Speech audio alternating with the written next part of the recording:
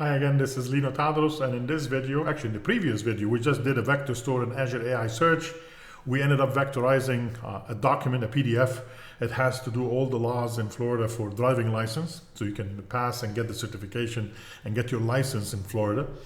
It ended up being 104 pages that got vectorized. And in this video, we will go into Visual Studio Code and we will start using Semantic Kernel, see how much Semantic Kernel can help us being able to do the embedding of the questions on the fly and finding answers inside of that Azure AI Search vector store and being able to bring it back in Semantic Kernel. Again, we're doing it with the chat completion right now. You can do this with agents as well, which we will start from the next video right away. So let's go ahead and get started. All right, we're back in Visual Studio Code. We'll do like we always do, Control-Shift-P, and we'll create a brand new project. That project will be a console app as well. And this one will be number 10, and we'll call it drag, for instance, okay? So we'll say, yes, create that folder and add it to the solution, and we will end up number 10 here for the drag. All right, like we've done before, I'm not gonna spend a lot of time on this. I'm gonna need to bring in all the NuGet packages needed to make this work. So I'm gonna bring in the configuration and the JSON, the semantic kernel. This will be 64, not 43, 64, there you go.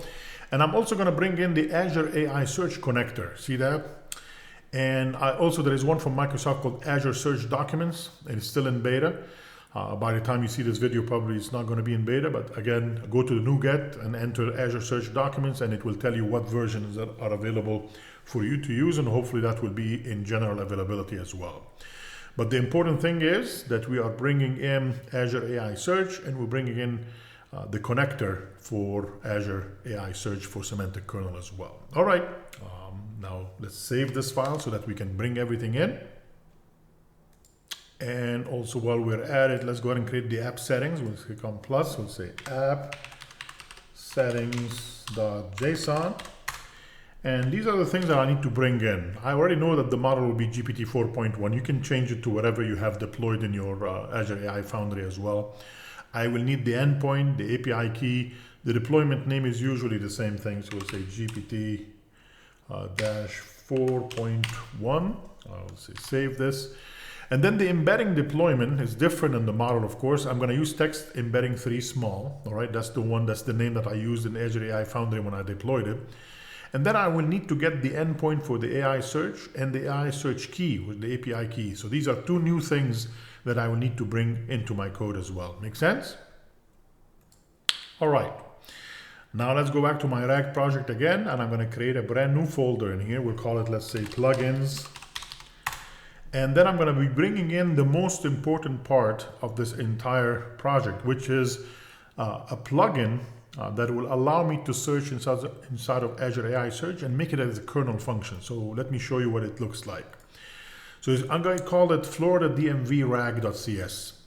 And we'll notice in here, in this class, the main thing that I would like to explain, again, there is a lot of code in here. I don't want you to really try to learn everything at the same time. If you're not familiar or how embedding works or how Azure AI Search works, it's not a big deal. But the important thing is that I have a function called search async right there that I'm going to decorate it with kernel function, give it a name, Florida DMV rag. Very important, I give it a description. It retrieves information from the Florida DMV rag system based on a query, okay? And the return description is return the search results. That's good enough for me. But the description is very, very important. If I take a look at this function, now that Semantic Kernel will be able to import it, bring it in, or add it as a type, I just need the questions that will be asked, like the questions I asked earlier. If I end up my problem being, hey, what is the minimum age you have to be to drive in Florida? I need to be able to use an embedder. So this is an embedding generator in here that will be able to take my question, which is the query, and also run the embedder on it, because I need these 1,536 different vectors available for me so I can actually place it on the sphere of the entire vector store for the 104 pages. Alrighty? So I'm going to take the question and I'm going to go ahead and embed it, create these dimensions out of it. And then I'm going to go ahead and get search client. I'm going to actually do the search index in here inside of Azure AI Search right there. And if you remember, when I went back into the portal, the name of the index is Florida DMV. Whatever you called your index, that is the one that we are passing in here, okay? So if you called it something else, remember to change the code in here. But for me in the portal, when I did the whole thing, it asked me what name do you want to give it, and I told it the index needs to be Florida DMV, okay? And then I'm going to go ahead and take that embedding of my prompt, and I'll take the vector of it and give it in a vectorized query ready to go. And then there is this very important piece in here. That is the field in the query, what is exactly supposed to be matching. And this is the part that a lot of people get wrong, unfortunately, because of a lot of demos out there are using different fields. So let me bring up actually the portal in here for a second. Let me go back in here. Click on this guy and go back into this guy. All right, so now if I go back in here, notice it's the Florida DMV, that's the name of my index. It's important to remember that name that we just used. And if I click on it, and if I go to the fields in here, this is the part that actually is very important. The name of the field, where it has a single collection of the 1536 dimensions for the embedding 3 small, the field itself is called text_vector. If you are actually using a sample that uses a different name, because you could actually change the name or do whatever you want with a new field. Also remember that the entire content for each chunk is using a field name called chunk. There is a parent ID, there is a title. In my case in here, I'm only interested in the text vector, the one that contains the dimensions, and the one that will bring in each and every single one of the 153 chunks. I need the string in here, okay? So it has to be called chunk. You have to remember that. And the parent ID might be important as well in case they are related, the chunks that are coming in. Make sense? So remember these 3 things. Now if I go back in here, there is the text vector, okay? So we'll tell it that we would like to add the text vector to be able to have that as part of my query, to tell it exactly where to add my question inside of the vector over there. This is an important thing as well. I'm creating a search option, okay? I'm telling it I want the first 5 occurrences. So like I said, if I'm asking about the age of who can drive in Florida and there's 100, I'm not gonna bring in the whole 100. I told it I want only the first 5. And I'm also gonna actually use the vector query that I just created, alrighty, as a second parameter being passed to the search option. So whenever I call the search async, I'm gonna use an index schema that I will have to create myself and pass the entire search options to it. If you take a look below in here, just to get an understanding of the index schema, what it means, there is a class here called index schema that I'm creating 2 properties, parent ID and content, but it's not called content, right? That's the problem that a lot of people see. It's actually called chunk. So you can call it whatever you want, but the JSON property name has to match identical to what's available in Azure AI search for the index, for the field. So I'm bringing in parent ID and chunk, and I can call them whatever I want. Same thing also, I've created my own class for the Florida DMV search results.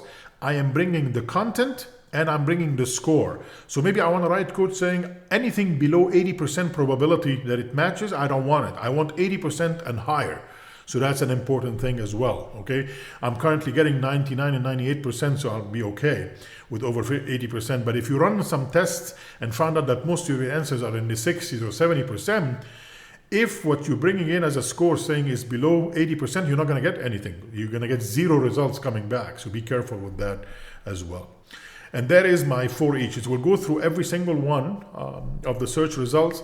And I'm asking here, if it's below 80%, I want you to continue. I don't want to add it to my search results. It's too low for me to accept that. So you get to change this, maybe 0.7 for 70%, 0.6 for 60%, and so on. So if it's below 80%, just continue. But if it's above 80%, I would like you to add it to the Florida DMV search results. That means I will be able to grab the content of the chunk and the score as well.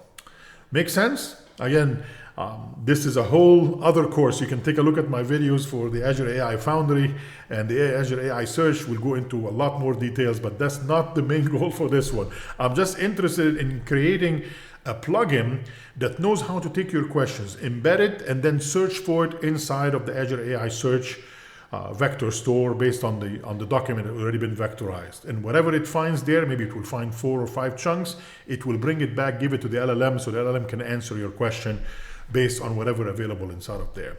So that plugin is very, very important. Excellent. Now that this work has been done, we go ahead and open up our program.cs. Let's delete all that stuff. And it's almost identical to the code from before. See, I have my config reading from the app settings. And now I'm going to go ahead and grab the endpoint, the API key, the deployment name, the embedding deployment name, the AI search endpoint, and the AI search key. Again, I know some of these things have not been defined in my app settings, but we will do that in a few minutes. But the important thing is, again, I'm going to do the create builder. I'm going to add the singleton for the config. I'm going to add Azure OpenAI chat completion like I've done before. But this time, it's not enough to get GPT 4.1. I need to add an Azure OpenAI embedding generator. And now that will take the name, which is the text embedder 3 small, and the endpoint to it, and the API key as well. All the stuff. Again, the endpoint and the API key will be the same as the GPT one. It's only the name will be different. But in the Azure OpenAI, the endpoint and the API key will be the same. And now we'll get to the point where I have to add the Azure AI search. And this is how to do it in Semantic Kernel. We'll say add singleton. We will create a lambda expression in here to go into the search index client. And we will pass the Azure key credentials for the Azure AI search key. That means whatever you have in the app settings, it has the API key for search itself, will need to be passed in here with the endpoint of the AI search as well. And then finally, I'm going to add also the builder service for the Azure, add the Azure AI search vector store. All right, so now that I have the endpoint and the key, I can add the vector store. And now I'm going to skip that line for a second. I'll get back to it in a little bit. Now I need to actually add the service for the prompt execution settings. I'm going to use the OpenAI one, which is great because I'm using Azure OpenAI. That will work. Setting the temperature is 0.75. And remember, we did this before. We said function choice behavior, and we will have to pass the auto. That means I want the LLM to be able to fire up whenever it needs to any plugin that I have and registered using dependency injection inside of my application. If you don't do the auto, like you saw in the previous video, it will not work because the LLM does not have permission to fire up any functions in your plugins. So this is important. But this one has a little bit extra. I added an option to it, which we didn't do before. And the option, notice that I've done it in here in line 48. And this one drove me crazy, I have to say, for several days. Because the one that makes sense has a different name. So I'll show you what my problem was. What I'm trying to do in here is that I would like the system to be able to call multiple functions at the same time in parallel. I don't want it to be serial. Because some of my models in Semantic Kernel can end up calling multiple functions at the same time in parallel and just take the best one coming back. And I wanted to find out from some demos available on the internet, what's the name of that function? So look how bad that is for me. I'm going to go into that function choice behavior option, and there is the class available coming in from the Semantic Kernel itself. And the first one I hit is the one that I was using. And the name seemed so nice to me, allow parallel calls. So let me ask you a question. If the property is called allow parallel calls, wouldn't that mean to you that it will run the functions in parallel? That's exactly what I want. Folks, that does not work. Actually, to run functions in parallel, you have to use allow concurrent invocation. So don't tell me why there is another one called allow parallel calls. I'm sure there is a reason for it. But I tried everything with this guy, no go. So if you would like to run these these plugins in parallel at the same time, you have to use the allow concurrent invocation. I hope they change the name for that one, because I'm sure a lot of people will end up using the wrong one based on its name. And we will leave it at that. Sounds good? All right, we go back to the code. Like I did before, we'll add the kernel based on the builder services. And there is the line where I would allow my the embedding for the Azure AI search prompt to be taken in. So I'm going to say kernel builder, plugins, add from type, pass the code that I created under plugin for the Florida DMV RAG. Go ahead and do the builder service provider to get the kernel. Everything else from that point on is identical to what you see before. I did not add one line or make any modification to the code here whatsoever. Okay. The only thing that I would really like you to remember, to really tell the system as a system message, do not go ahead and hallucinate or do not try to get information from the internet about driving in Florida. I changed my system message, says you are a helpful assistant that helps people find information about driving in Florida. And then I said only reply with responses based on information available in the context being passed to you. That means if it's not available in the vector store, I don't want to hear from you. Like, do not try to go get it from the LLM directly, because I'm sure the LLM knows about some things in the Florida driving license. I don't want that. I want it only coming from my document or none at all. Make sense? All right, folks, we're almost there. The only thing I need to fix is the app settings.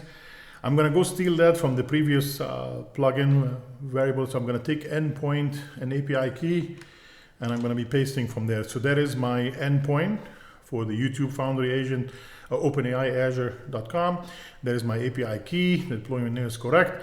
The only thing left now, I need to go to my Azure AI search endpoints and search key, get them from there. So let's go ahead and do that.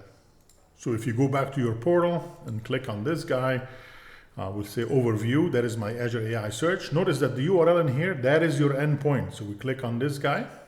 We will go back to Visual Studio Code. And for the endpoint, I'm just going to go ahead and paste it right there. And then I just need the API key, and we should be good to go. Let me go back to this page. And API key, where we will find that. It should be settings. There you go, keys. And we will take the first one, the primary. I'm going to copy that into my clipboard. And thank you very much. And we will put the key for that Azure AI search. Okay, I'm going to delete that, of course, because it's $250 per month right after this video. So I don't mind at all you seeing it, just to understand where it comes from. All right, I'm going to save this file. We'll go back to the program.cs. Am I missing anything? I think we're in good shape. We can actually run this and start asking questions. Let's go for it. I'm going to go ahead and say cd and 10, cd dot dot. There you go, cd dot dot, and let's say cd 10. All right, good. And now I can say .NET run. And let's see if we can get a question that will go against the vector store inside of Azure AI search. I did not save. Whenever I see this hello world, that means my program has not been saved. Control S, there you go. And we'll do a .NET run again. It's going to compile all that stuff, including, of course, my plugin for the Florida DMV RAG, and it's ready. So I'm going to say, what age